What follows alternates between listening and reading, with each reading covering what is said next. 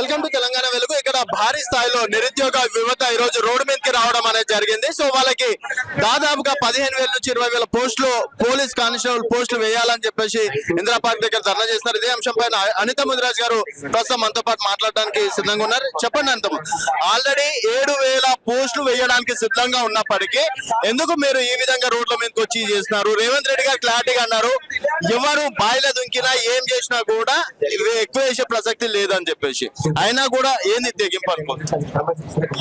నా పేరు అనిత ముదిరాజ్. ముందుగా అన్న రేవంత్ అన్న, నీకే అన్న నమస్కారం. నువ్వెవరన్నా? పాలమూరు బిడ్డవు. పాలమూరు అంటే ఏంటన్నా, అందరి చేతిలో మోసపోయే వాళ్ళు కానీ మోసం చేసే వాళ్ళు కాదు. ఈ రోజు ఒక పాలమూరు బిడ్డగా నువ్వు సీఎం గా ఉన్నందుకు నేను గర్విస్తున్నా. ఇంకా 10 ఏళ్ళు నువ్వు పాలనలో ఉండాలన్నా. కానీ ఈ రోజు ఏం చేస్తున్నావు అన్న, నిరుద్యోగులకు విరుద్ధంగా ఈ రోజు పాలన కొనసాగిస్తున్నావు. నిరుద్యోగుల పేరు మీద నేను కుర్చీ మీద కూర్చున్నావు, కానీ నిరుద్యోగులకు ఇచ్చిన మాటను తప్పి ఎవరో ఇచ్చిన సలహాలను పాటించుకుంటా నీ గోతిని నువ్వే తోగుకుంటున్నావు అన్నా అని కూడా నేను చెప్తున్నాను. మనము మాటకు నిదర్శనం నిలువెత్తు రూపం మన పాలమూరులో. ఈ రోజు పాలమూరులో పరువు తీసినావు అన్న రేవంత్ అన్న అని కూడా నేను అడుగుతున్నా. ఇప్పటికైనా రేవంత్ అన్న నీ మీద నమ్మకం ఉంది.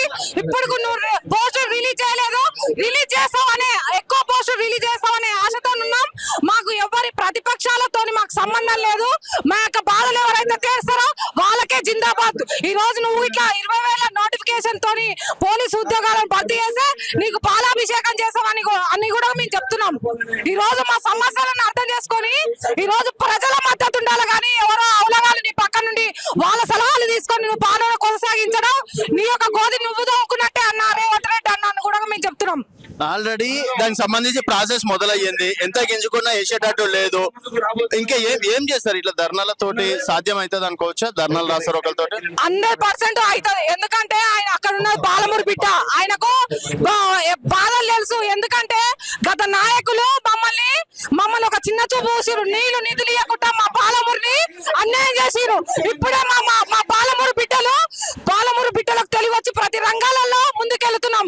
అదే విధంగా సీఎం రేవంత్ రెడ్డి కూడా కష్టపడి ఈ రోజు సీఎం అయిండు. నువ్వు మా బాధలను అర్థం చేసుకుంటావని అనుకుంటున్నావు రేవంత్ అన్న.